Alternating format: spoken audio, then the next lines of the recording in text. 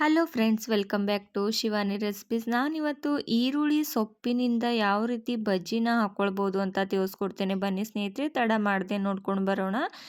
ಮೊದಲಿಗೆ ನಾನಿಲ್ಲಿ most important ಬೇಕಾಗಿರುವಂಥ ಈರುಳ್ಳಿ ಸೊಪ್ಪನ್ನು ಕಟ್ ಮಾಡಿಕೊಂಡು ಈ ರೀತಿ ಫ್ರೆಶ್ ಆಗಿ ತೊಳ್ಕೊಂಡು ಬಿಟ್ಟಿರೋದು, ಹಾಗೂ ಕೊತ್ತಂಬರಿ ಸೊಪ್ಪನ್ನು ಕೂಡ ತೊಗೊಂಡಿರೋದು. ಬನ್ನಿ ನೋಡ್ಕೊಂಡು ಬರೋಣ ಯಾವ ರೀತಿ ಮಾಡೋದು ಅಂತ.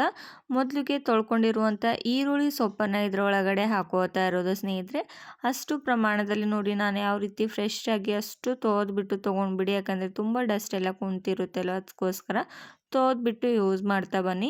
ಹಾಗೂ ನೆಕ್ಸ್ಟ್ ಇದ್ರೊಳಗಡೆ ಏನೆಲ್ಲ ಹಾಕಬೇಕು ಅಂತ ತೋರಿಸ್ಕೊಡ್ತೇನೆ ಬನ್ನಿ ಸ್ನೇಹಿತರೆ. ತುಂಬಾ ಟೇಸ್ಟಿಯಾಗಿ ಬರುತ್ತೆ ಈ ಒಂದು ಈರುಳ್ಳಿ ಸೊಪ್ಪಿನ ಬಜ್ಜಿ. ನೀವು ಕೂಡ ಒಂದ್ಸಲ ಆದರೂ ತಿಂದಿಲ್ಲ ಅಂದರೆ ಟ್ರೈ ಮಾಡಿಬಿಟ್ಟು ನೋಡಿ ಸ್ನೇಹಿತರೆ, ತುಂಬ ಸಖತ್ತಾಗಿ ಟೇಸ್ಟಿಯಾಗಿ ಬರುತ್ತೆ.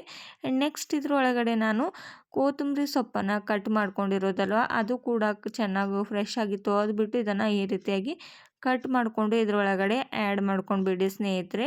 ಕೊತ್ತಂಬರಿ ಸೊಪ್ಪು ಹಾಕ್ಕೊಂಡಿದ್ರೆ ಸ್ವಲ್ಪ ಸ್ಮೆಲ್ ಕೂಡ ತುಂಬ ಚೆನ್ನಾಗಿ ಬರುತ್ತೆ ಅಂತ ಹಾಕ್ಕೊಂಡ್ಬಿಡಿ. ಹಾಗೂ ಈ ಎರಡು ಇಂಗ್ರೀಡಿಯೆಂಟ್ಸ್ನ ಹಾಕ್ಕೊಂಡಿದ್ದ ತಕ್ಷಣ ಮತ್ತು ಏನೆಲ್ಲ ಇಂಗ್ರೀಡಿಯೆಂಟ್ಸ್ನ ಆ್ಯಡ್ ಮಾಡ್ಕೊಳ್ಳೋದು ಅಂತ ಹೇಳ್ಕೊಡ್ತೇನೆ ಬನ್ನಿ. ಮೊದಲಿಗೆ ನಾನಿಲ್ಲಿ 3 ಪ್ಲೇಟಷ್ಟು ಕಡಲೆಬೇಳೆ ಹಿಟ್ಟನ್ನು ಹಾಕೋತಾ ಇರೋದು. ನೋಡಿ, 3 ಪ್ಲೇಟಷ್ಟು ಹಾಕ್ಕೊಂಡ್ಬಿಡಿ. ಜಾಸ್ತಿ ಹಾಕ್ಕೊಳ್ಳೋದಕ್ಕೆ ಹೋಗಬೇಡಿ, ಯಾಕಂದರೆ ಈರುಳ್ಳಿ ಸೊಪ್ಪಿನ ಬಜ್ಜಿ ನಾವು ಮಾಡ್ತಾ ಇರೋದು ಸ್ವಲ್ಪ ಪ್ರಮಾಣದಲ್ಲಿ ಹಾಕ್ಕೊಂಡ್ರೆ ನಡೆಯುತ್ತೆ ಸ್ನೇಹಿತರೆ. ಹಾಗೂ ನೋಡಿ, ನಾನು ನೆಕ್ಸ್ಟ್ ಇದರೊಳಗಡೆ ಒಂದು 1/2 ಸ್ಪೂನಷ್ಟು ಉಪ್ಪನ್ನು ಹಾಕೋತಾ ಇರೋದು. ಹಾಗೂ ಇಲ್ಲಿ ಒಂದು 2-3 ಸ್ಪೂನಷ್ಟು ಅರಿಶಿಣನ ಹಾಕ್ಕೊಂಡ್ಬಿಡಿ ಸ್ನೇಹಿತರೆ. ನೀವು ಜಾಸ್ತಿ ಖಾರ ಉಂತೀರಂದರೆ ಒಂದು 3 ಸ್ಪೂನ್ ಹಾಕ್ಕೊಂಡ್ಬಿಡಿ, ಅಥವಾ ನಾನಿಲ್ಲಿ 2 ಸ್ಪೂನ್ ಅಷ್ಟೇ ಹಾಕ್ಕೊಳ್ತಾ ಇರೋದು.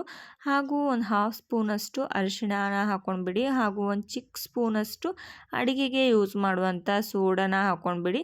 ಹಾಗೂ ಇದ್ರೊಳಗಡೆ ನಾನಿಲ್ಲಿ 1 ಸ್ಪೂನಷ್ಟು ಅಜ್ವಾಯಿನ್ ಕಾಳನ್ನು ಹಾಕ್ಕೊಂಡಿರೋದು. ನೋಡಿ, ಅಷ್ಟು ಇಂಗ್ರೀಡಿಯೆಂಟ್ಸ್ನ ಈ ರೀತಿ ಚೆನ್ನಾಗಿ ಮಿಕ್ಸ್ ಮಾಡ್ಕೊಂಡು ಬನ್ನಿ. ಹೀಗೆ ನೀರು ಹಾಕ್ಕೊಳ್ಳೋದಕ್ಕೆ ಹೋಗಬೇಡಿ, ಈ ರೀತಿ ಕೈಯಿಂದ ಅಷ್ಟು ಚೆನ್ನಾಗಿ ಮಿಕ್ಸ್ ಮಾಡ್ಕೊಂಡು ಬಿಡಿ. ನೆಕ್ಸ್ಟ್ ಸ್ವಲ್ಪ ನೀರನ್ನ ಹಾಕ್ಕೊಂಡ್ಬಿಟ್ಟು ಈ ರೀತಿ ಮಿಕ್ಸ್ ಮಾಡ್ಕೊಂಡ್ಬಿಡಿ ಸ್ನೇಹಿತರೆ. ಜಾಸ್ತಿ ತೆಳುವಾಗಿ ಮಾಡ್ಕೊಳ್ಳೋದಕ್ಕೆ ಹೋಗಬೇಡಿ. ಆಮೇಲೆ ನಾನಿಲ್ಲಿ ಒಂದು ಬಾಣಲಿಯಲ್ಲಿ ಎಣ್ಣೆ ಕೂಡ ಕಾಯೋದಕ್ಕೆ ಇಟ್ಟಿರೋದು. ಎಣ್ಣೆ ಕಾದ ನಂತರ ಇದರೊಳಗಡೆ ನೀವು ಬಜ್ಜಿನ ಹಾಕ್ಕೊಳ್ಬೋದು. ನೋಡಿ, ಈ ರೀತಿ ನೀವು ಸ್ವಲ್ಪ ಪ್ರಮಾಣದಲ್ಲಿ ಹಾಕ್ಕೊಂಡು ನೋಡಿಬಿಡಿ ಎಣ್ಣೆ ಕಾದಿದೆ ಅಂತ. ಈ ಒಂದು ಬಜ್ಜಿ ಮೇಲ್ಗಡೆ ಬಂದರೆ ಎಣ್ಣೆ ಕಾದಿದೆ ಅಂತ ಅರ್ಥ ಸ್ನೇಹಿತರೆ. ನೋಡಿ, ಈ ರೀತಿ ಅಷ್ಟು ಬಜ್ಜಿನ ಹಾಕ್ಕೊಂಡ್ಬಿಡಿ. ಎಣ್ಣೆ ಒಳಗಡೆ ಹಾಕ್ಕೊಂಡಿದ ತಕ್ಷಣ ಇದನ್ನು ಚೆನ್ನಾಗಿ ಫ್ರೈ ಮಾಡ್ಕೊಂಡ್ಬಿಡಿ. ನೋಡಿ, ಈ ರೀತಿ ಚೆನ್ನಾಗಿ ಕುದಿಯೋವರೆಗೂ ಇದನ್ನು ಫ್ರೈ ಮಾಡ್ಕೊಳ್ಬೇಕಾಗುತ್ತೆ ಸ್ನೇಹಿತರೆ. ಚೆನ್ನಾಗಿ ಫ್ರೈ ಆದ ತಕ್ಷಣ ಇದನ್ನು ತೆಗೆದ ನಂತರ ನಿಮಗೆ ತೋರಿಸ್ತೇನೆ ಸ್ನೇಹಿತರೆ. ಹಾಗಾದರೆ ನಿಮಗೂ ಕೂಡ ಈ ಒಂದು ಬಜ್ಜಿ ರೆಸಿಪಿ ತುಂಬಾ ಹೊಸದಾಗಿ ಕಾಣಿಸ್ತಾ ಇದ್ದರೆ ಸ್ನೇಹಿತರೆ, ಕಮೆಂಟ್ ಮಾಡೋದು ಮರಿಬೇಡಿ. ಹಾಗೂ ನೀವು ಕೂಡ ಒಂದ್ಸಲ ಆದರೂ ಟ್ರೈ ಮಾಡಿಬಿಟ್ಟು ಹಾಗೂ ತಿಂದುಬಿಟ್ಟು ನೋಡಿ ನಮಗೂ ಕೂಡ ತಿಳಿಸ್ಬೋದು ಸ್ನೇಹಿತರೆ. ನಿಮಗೆ ನೆಕ್ಸ್ಟ್ ಈ ವಿಡಿಯೋದಲ್ಲಿ ಯಾವ ಒಂದು ರೆಸಿಪಿನ ಕೊಡಬೇಕು ಅಂತ ಹೇಳ್ಕೊಡಿ ಸ್ನೇಹಿತರೆ, ಅದು ಕೂಡ ನಿಮಗೆ ನಾನು ಹಾಕ್ತೀನಿ ಸ್ನೇಹಿತರೆ. ಹಾಗಾದರೆ ನೋಡಿ, ಇವಾಗ ನಮ್ಮ ಬಜ್ಜಿ ಕೂಡ ರೆಡಿ ಆಗೋಗ್ಬಿಟ್ಟಿದೆ. ಆ್ಯಂಡ್ ಇದನ್ನು ನಾನು ನಿಮಗೆ ತೋರಿಸ್ತೇನೆ ಯಾವ ರೀತಿ.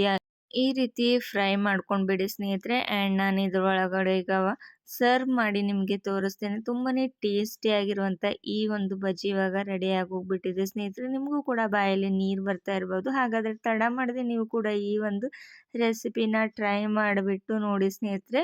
ಹಾಗಾದರೆ ನಿಮಗೂ ಕೂಡ ಇವತ್ತಿನ ಒಂದು ವಿಡಿಯೋ ಇಷ್ಟವಾಗಿದೆ ಅಂತ ತಿಳ್ಕೊತೇನೆ. ಮತ್ತೊಂದು ವಿಡಿಯೋದಲ್ಲಿ ಮತ್ತೆ ಸಿಗೋಣ. ಧನ್ಯವಾದಗಳು.